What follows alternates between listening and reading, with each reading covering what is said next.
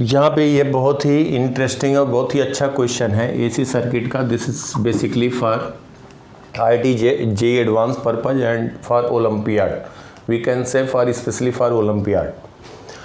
यहाँ पे क्वेश्चन में दिया है कि एक सोर्स वोल्टेज है 200 वोल्ट, ये कनेक्ट किया गया। यहाँ पे रेजिस्टेंस R1 है, ये X1 है और इसका कैपेसिटिव रिएक्टेंस दिया है 20 ओम। ये यहाँ पे वोल्टमीटर एक कनेक्टेड है, वोल्टमीटर की रीडिंग दिया हुआ 200 वोल्ट, ये 10 ओम है, ये X2 है। और इसमें कहा गया है कि पावर जो सर्किट में डिसिपिएट हो रहा, पावर डिसिपिएटेड इज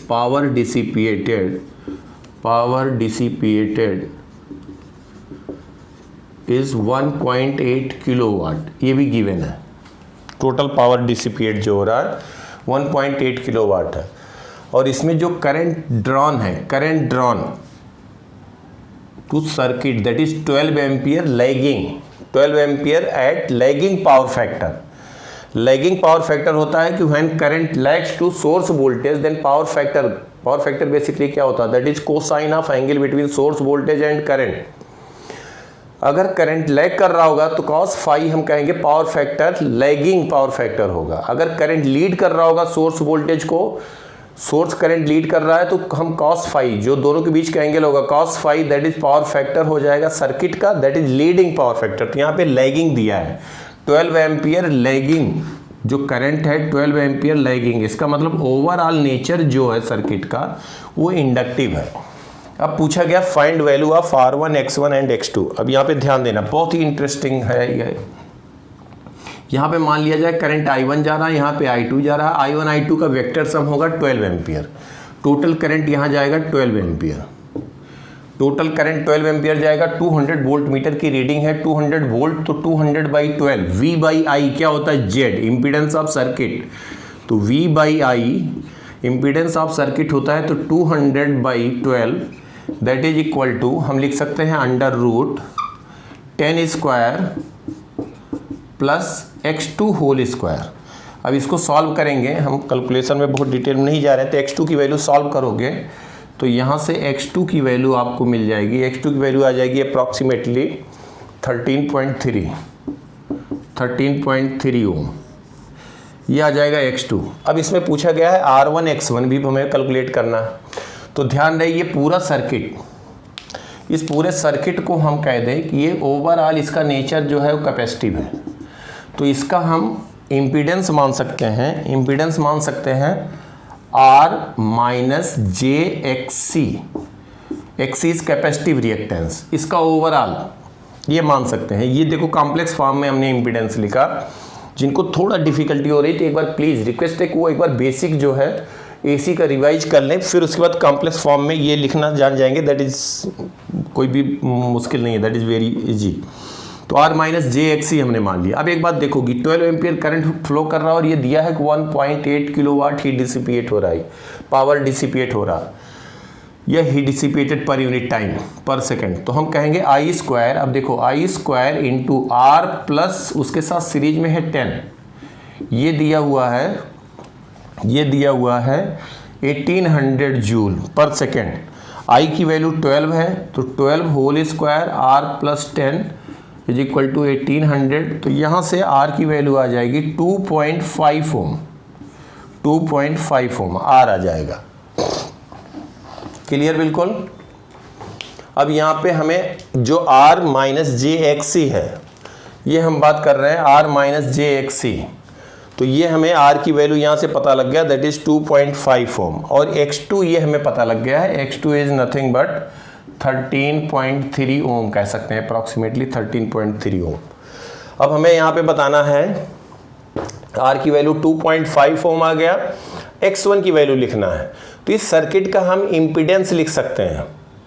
इम्पीडेंस कैसे लिख सकते हैं, टोटल इम्पीडेंस जो आएगा, जो टोटल इम्पीडेंस आएगा वो क्या हो जाएगा R, यहाँ पे हम कह सकते हैं 200/12 that is impedance of the circuit, net impedance of the circuit आ जाएगा।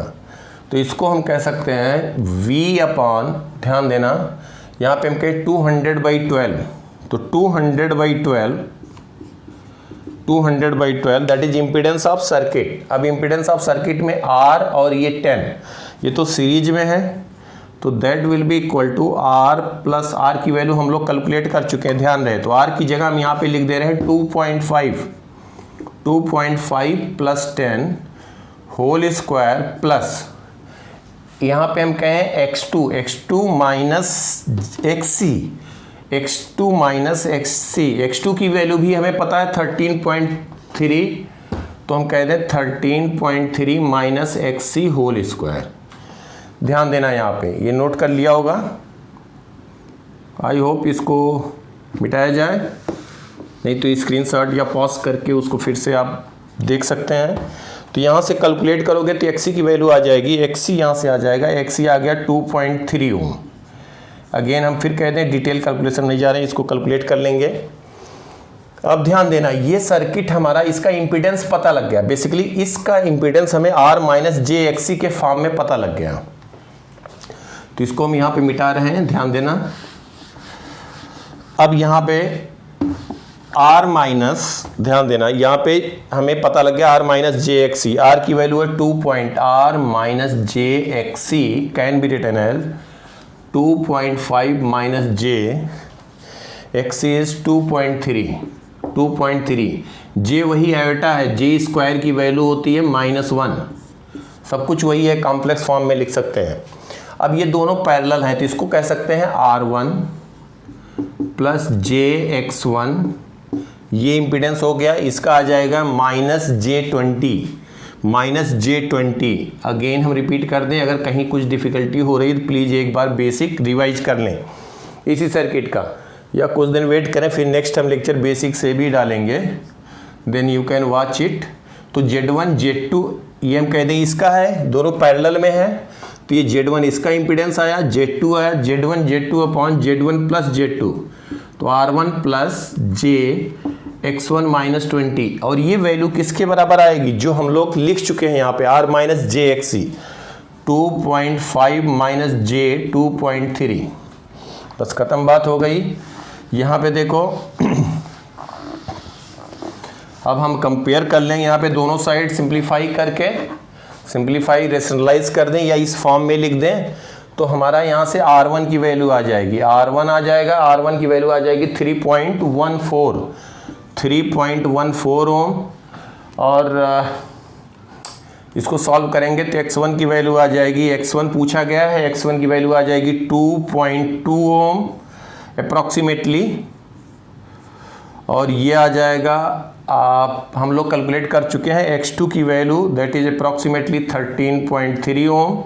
यही तीनों पूछा गया था। तो आई होप कि ये अच्छा, इससे कुछ न कुछ बेनिफिट हुआ होगा। और स्पेशली अगर कहीं पे एक बार कॉम्प्लेक्स फॉर्म में इम्पीडेंस लिखने में डिफ़िकल्टी है तो बेसिक एक बार गो थ्रू ऑल है, that is easy. Okay bye, take care, bye bye.